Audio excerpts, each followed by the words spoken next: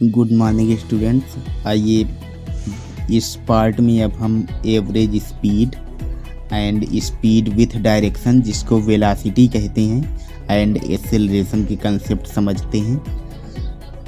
बच्चों, अगर आप कहीं पे जा रहे हैं, सपोज दैट कहीं आपको विजिट करने जाना है, आप किसी भी ट्रांसपोर्ट के मीन्स का इस्तेमाल करें, जैसे बाइक या बस के द्वारा ट्रेवल करें, तो हो सकता है आप देखते होंगे कि रास्ते में जो आपके ट्रांसपोर्ट के मीन्स बस या बाइक होती है वो एक सेम स्पीड से मूव नहीं करते हैं। ऐसा रोड के ठीक ना होने की वजह से या फिर ट्रैफिक होने की वजह से होता है। कहीं पे ट्रैफिक ज़्यादा होता है, कहीं पे कम होता है।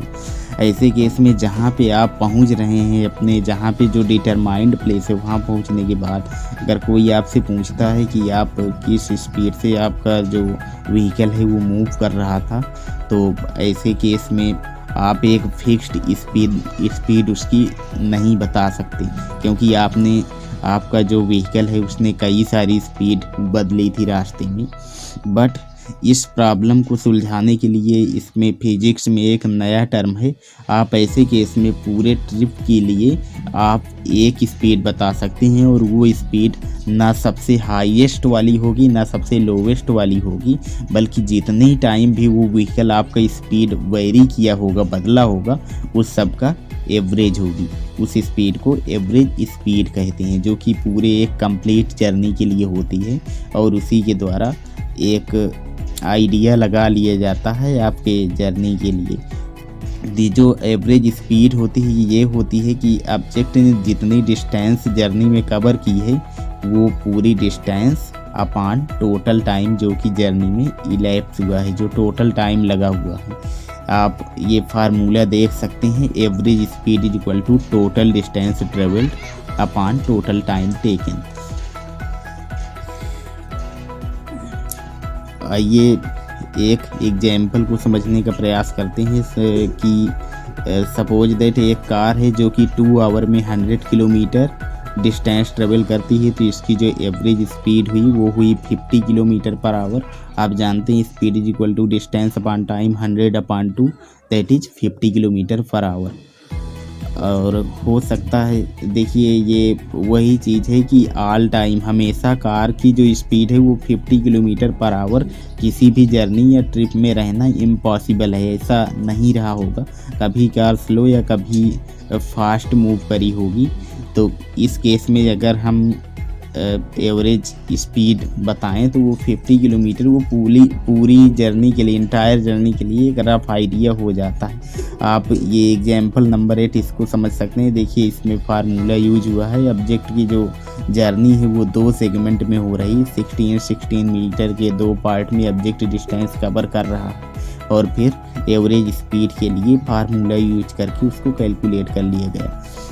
बच्चों, जहाँ कहीं पे प्रॉब्लम आती है एवरेज स्पीड, वो उसके क्वेश्चन डिफरेंट टाइप से अगर डिज़ाइन कर दिए जाते हैं तो प्रॉब्लम आ सकती है। बट आपको कंसेप्ट पे, फार्मूले पे फोकस करना है। सपोज दैट अगर कभी इस प्रकार का क्वेश्चन आता है कि आपके घर से विद्यालय की दूरी 5 किलोमीटर है, आप 20 किलोमीटर पर आवर से विद्यालय जाते हैं, 30 किलोमीटर पर आवर से विद्यालय से वापस आते हैं, तो इस पूरे आने और जाने के दौरान या आने और जाने के समय आपकी एवरेज स्पीड क्या होगी।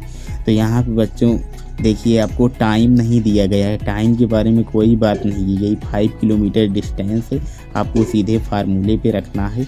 आप पहले टाइम निकाल लेंगे, आपका विद्यालय 5 किलोमीटर की दूरी पे है, तो आप कैलकुलेट कर सकते हैं कि 20 किलोमीटर पर आवर की स्पीड से जब आप स्कूल जा रहे हैं तो कितना टाइम लगेगा। That is time is equal to distance upon speed, that is 5/20 hour. और अगर आप 30 किलोमीटर पर आवर की स्पीड से वापस आ रहे हैं तो विद्यालय से घर वापस आने में आपको 5/30 आवर लगेंगे। तो टोटल टाइम हो गया जाने का समय, जाने में जो समय लगा आपको वो होगा 5/20, आने में समय लगेगा 5/30।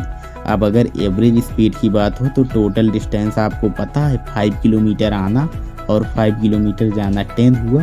That is average speed is equal to 5 + 5/5/20 + 5/30। आप इसको सॉल्व कर लेंगे तो आपका आंसर आ जाएगा। इन केस अगर स्कूल से आपके घर तक की डिस्टेंस भी ना मालूम हो तो आप उसको एक्स लेट करके भी सेम टाइप के क्वेश्चंस कर सकते हैं। क्लास के दौरान हम आपको एवरेज स्पीड में कुछ और टाइप के क्वेश्चंस बताएंगे।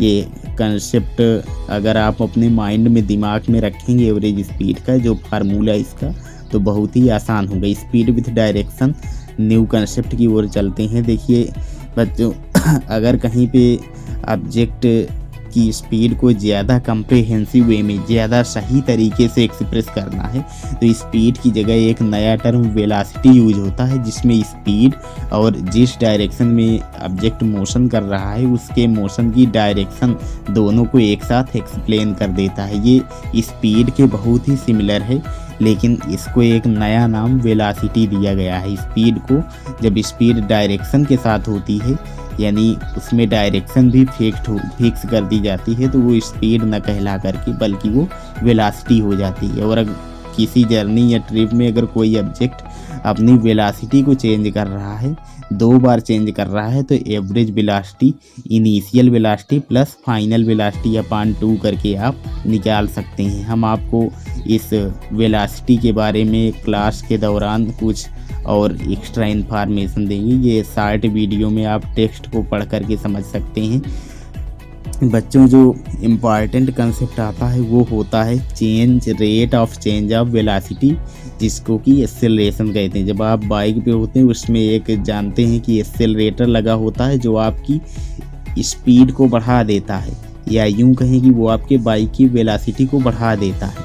तो ये जो एक्चुअली जो ये एक्सेलरेशन होता है इसको डिफाइन कैसे करें, कैसे परिभाषित करें, क्या है ये, तो यहाँ पे फिजिक्स इस प्रॉब्लम से आपको छुटकारा दिलवाता है। आप देखिए, जब आप किसी स्पीड से जा रहे हैं या किसी वेलोसिटी से जा रहे हैं, एक्सेलरेटर जितनी देर तक आप एक्सेलरेटर अगर उसमें का प्रेस करते हैं उतनी ही देर तक आपकी वेलोसिटी बढ़ती चली जाती है, मल्टीपल रेट से बढ़ती है। और टाइम के साथ टाइम फैक्टर भी मैटर करता है कि आप कितनी देर तक एक्सेलरेटर दबाए रखते हैं। तो ये टाइम के साथ वेलोसिटी जिस रेट से बदलती है इसी को एक्सेलरेशन कहते हैं। सिंपली एक लाइन में हम कह सकते हैं the rate of change of velocity is called acceleration. इसको स्मॉल ए से रिप्रेजेंट करते हैं। यूनिट्स के बारे में बात कर लेते हैं। ये जो एवरेज स्पीड आपने पढ़ा इसकी तो यूनिट वही होगी जो स्पीड की यूनिट है, that is SI unit is metre per second. जो वेलोसिटी की यूनिट है वो भी स्पीड की ही यूनिट है, क्योंकि स्पीड का ही एक दूसरा नाम है। जब स्पीड डायरेक्शन के साथ होती है तो इसकी भी unit metre per second. But आपका जो एक्सेलरेशन की यूनिट होगी वो होता है change in velocity upon time.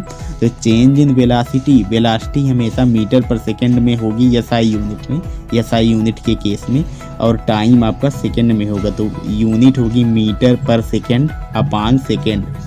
Second ऊपर जा कर के मल्टीप्लाई हो जाएगा, ये हो जाएगा metre per second square. Acceleration की SI यूनिट है मीटर पर सेकेंड स्क्वायर। आप यहाँ पे इसका फार्मूला देख सकते हैं, acceleration is equal to change in velocity.